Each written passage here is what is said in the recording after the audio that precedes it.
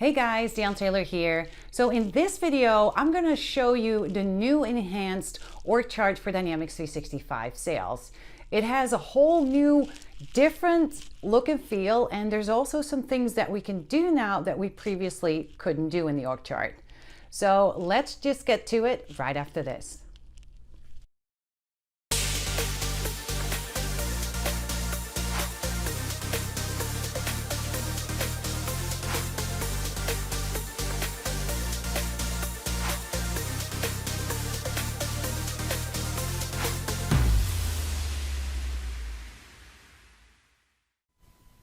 I do want to emphasize that this smart org chart is currently in preview. So that means that this is not a finished product yet, right? But in the meantime, you can get your hands on it if you want to kind of play around with it and if you want to see what the new org chart looks like.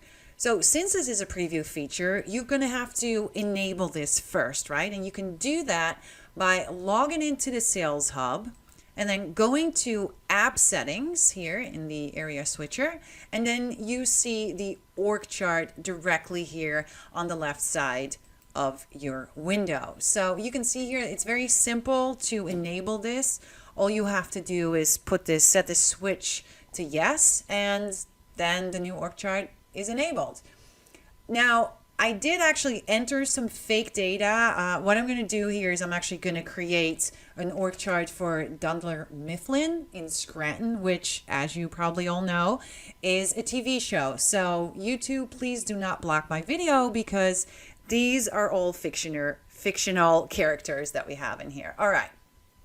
So one thing that you probably already know from the legacy org chart is that you can navigate to an account record and then you can click on open org chart. So now with the new smart org charts, we can also access the org chart directly from a contact record. So that's kind of nice, right? I don't have to first go back to the account. I can just access that directly from the contact record. And then you'll see here that you get this little screen with tips, right? Oh, look at all these nice things that you can do, etc. And I'm going to say, I got it. I understand. But let's first take a look at the new org chart. So you can kind of see here that this looks a little bit different, right? The first thing that you'll notice is that it shows you all of the contacts in this account, 15 people, and I can even collapse that and expand it back if I wanted to. Now, it is important to understand that you don't have to put all of the contacts in the org chart. So you can leave people out, and you'll see that in a second that you're actually going to be able to view which contacts are in the org chart and which contacts are not.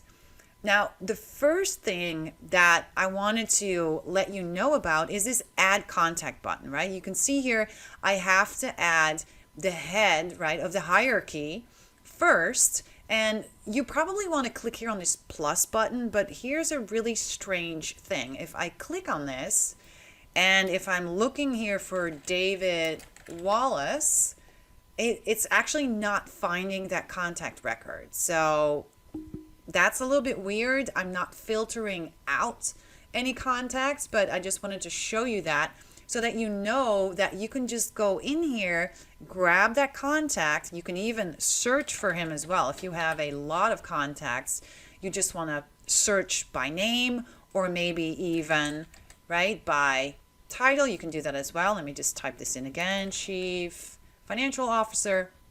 And you can just drag and drop him directly here on that org chart, right? All right, so we got our first person in the org chart. Now let's continue to build this org chart out. So I'm gonna look here for Ryan, who is the VP of the Northeast region. So I can just drag him on here, drop him on David because that's who he reports to. And there we go, our start of the org chart is there. Now let's take a look who's gonna be next. The regional manager, which is Michael Scott, again also reports to David. So again, dragging and dropping him on David's card. And you can see here that this now shows that both of these guys report to David Wallace.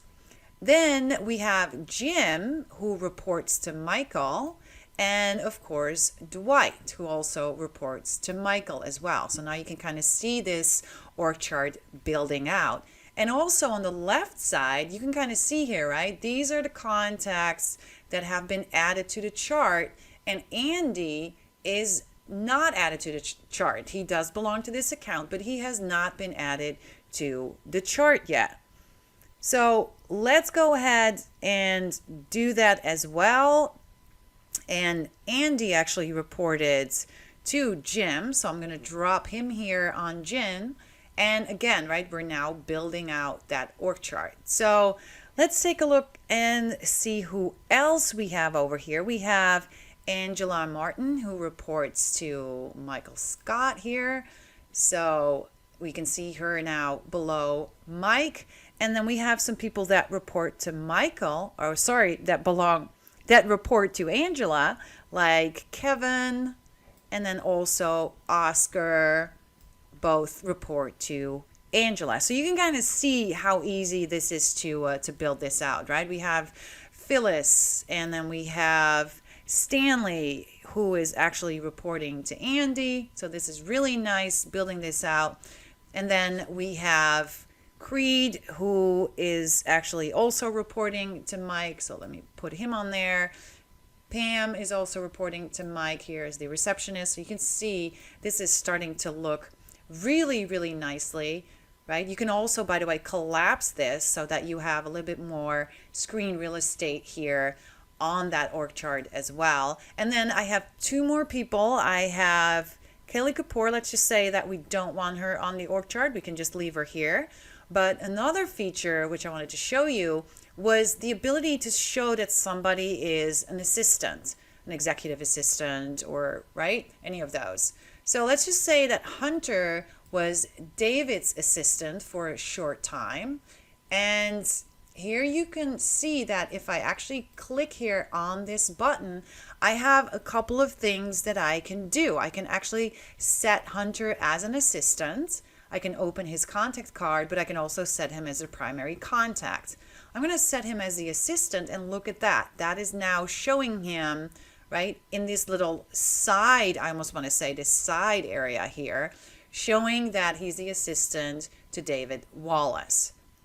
Now again, other things that I can do here is I can open this contact record, set that person as the primary contact, remove them from the chart, or remove him from the account. I'm going to go ahead and set Michael as the primary contact, and look at that. It now shows here, and on the side pane as well, that Mike is the primary person for the Dunler Mifflin account.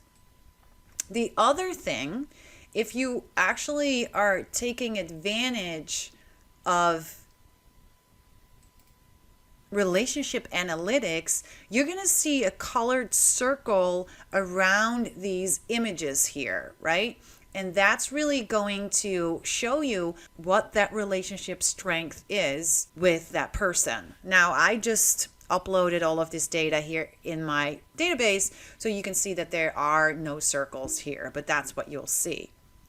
The other thing that you'll note here is that we can actually add tags, right? So we can say Dwight is an influencer, Mike is the decision maker. So this is going to allow you very quickly to kind of see, right, who are the decision makers and the influencers and even blockers, right, at a particular account.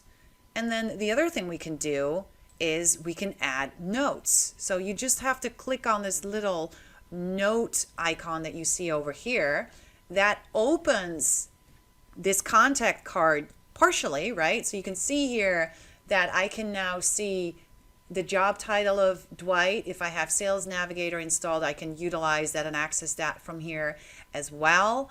You will also see the relationship here again, if you, right, that what I was talking about, that little colored circle, if you have that turned on. You will see any direct reports, right? Dwight doesn't have any.